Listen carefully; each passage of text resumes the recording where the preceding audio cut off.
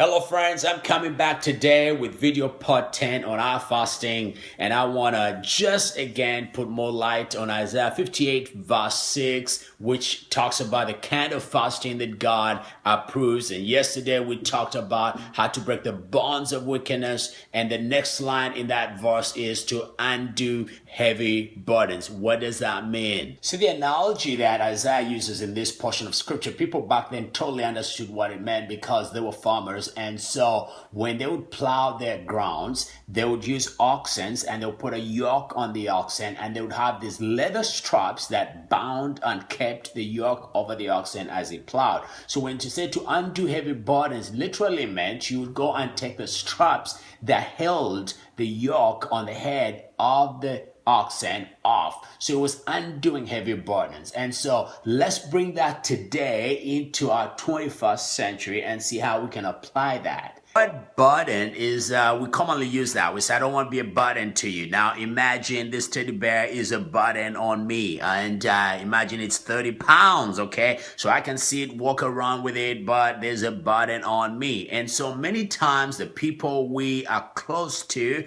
could be our children, our wives, our husband, co-workers, all that, people we work with, we may put a burden on them because they're not meeting our standard, they're not meeting our expectations, and we make sure they understand by the attitude that comes out of us towards them. So it makes them avoid us or walk on eggshells. No, we're mad at them, and they understand, and we put a burden. This burden is an emotional burden on them. So when you're fasting, it's time to ease the burden, to undo heavy burdens. So your time when you fast is to take the burdens off. In other words, yes, they may not meet your expectation, they may not meet your standard. Yes, you may be right, they may be wrong. Yes, they may screw up, but when you're fasting, it's time to ease the burden. Instead of giving that attitude, it's time to give kindness, mercy, grace. Give understanding instead of giving judgment. It's time to express the same way God gives us mercy, kindness, love, even when we mess up, same way we express that to others. Even in our fasting, we ease the burden on those closest to us, and we give them grace,